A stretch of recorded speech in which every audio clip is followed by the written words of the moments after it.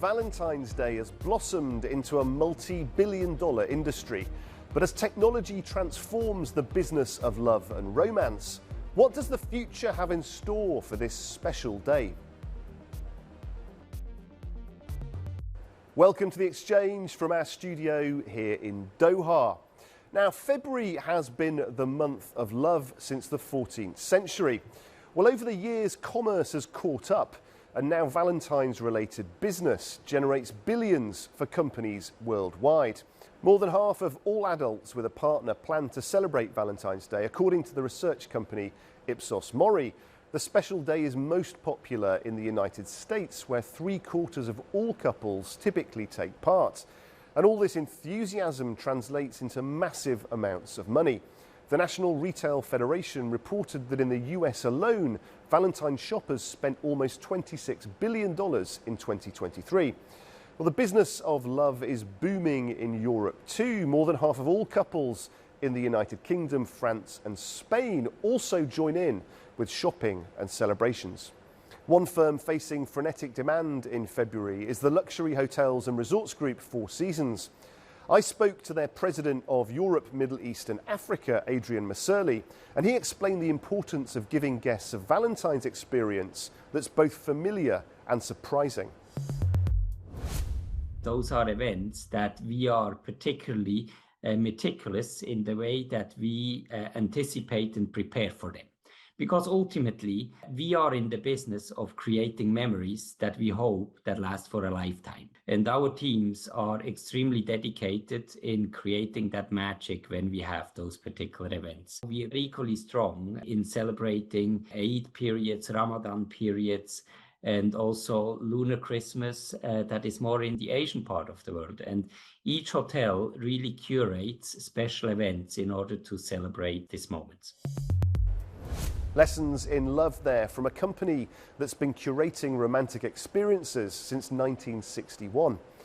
And to better understand this link between traditional romance and modern business, we sent our reporter Cyril Feneres to Paris, the city of love, on a mission to meet the entrepreneurs making Valentine's Day a more eco-friendly affair. Hello Guy and welcome to the famous Pont des Arts here in Paris, the city of love. A few years ago there used to be so many love locks on this bridge that part of it fell into the Seine. Now, as you can see, glass panels have replaced the traditional wire fencing because saying I love you should not damage the environment. Here are a few tips for a sustainable Valentine's Day.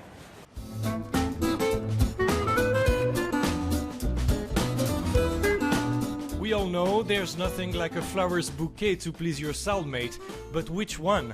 We asked French actress Marie Coulongeau, who runs a sustainable flower shop in Paris, for her advice.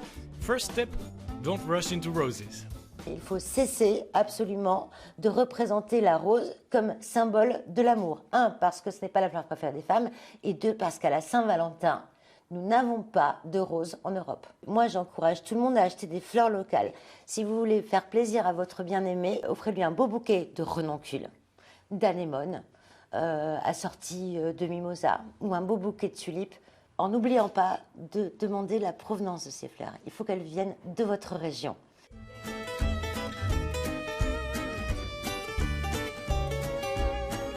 Chocolate is also a highly prized aphrodisiac for lovers the world over. But here, more and more businesses pay attention to its composition. For this vegan and fair trade chocolatier, it's not just the taste that counts.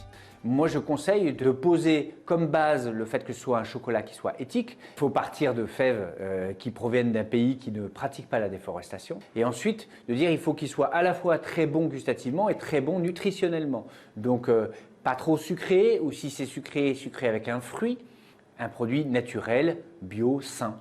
Fortunately, a stroll through the streets will not emit any CO2, and a kiss is often worth 1,000 presents. That's it, Guy. The Parisians guarantee that your other half will be delighted and that the planet will thank you later. Now, climate consciousness is not the only trend impacting the business of love and romance. I caught up with stock market analyst Mike Ingram, and he explained what financial markets want on Valentine's Day.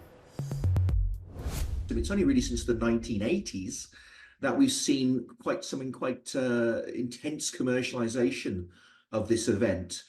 Data's only really been collected within the last 20 years or so on what exactly is being spent on, though it seems that the trend is very firmly up and the amounts involved now are actually very large. For instance, in 2023, it's believed that in the United States, total expenditure on St. Valentine's Day was pretty much in the region of $26 billion. And of course, the United States is not alone in celebrating this event. So it is big business these days. In terms of what's being spent within that, I mean, there are clear regional differences. I mean, for instance, in the UK, we are, by all accounts, the biggest card givers per capita in the world. I'm not sure to what extent that data really holds up, but it certainly feels like a lot of people spend a lot of money on sending a lot of cards in this country. In the United States, it seems to be skewed towards events, so experiential gifting, and then things like chocolates and dining out and so on and so forth. Valentine's Day then still has the power to win the hearts of the toughest trading floor analysts. Now it's time for our regular feature, Business in 60 Seconds. Start the clock. Krispy Kreme have their Q4 earnings release. The iconic donut brand recently published their Be Sweet Responsibility Report, a global pledge that covers a range of good deeds from fundraising to tackling food waste. Lazy Boy Incorporated update on their 2023 third quarter performance.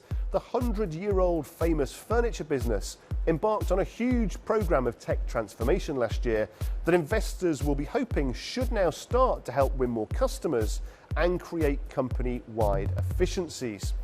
And Warner Brothers Discovery published financial results for the final quarter of 2023.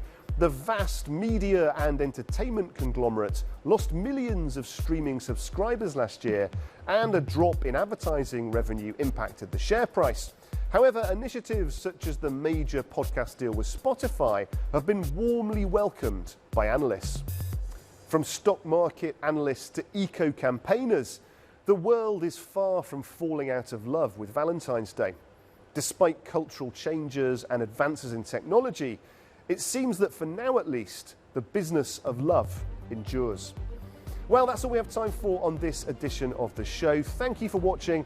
Please do check out euronews.com for all your latest business news, and join us again next time on The Exchange.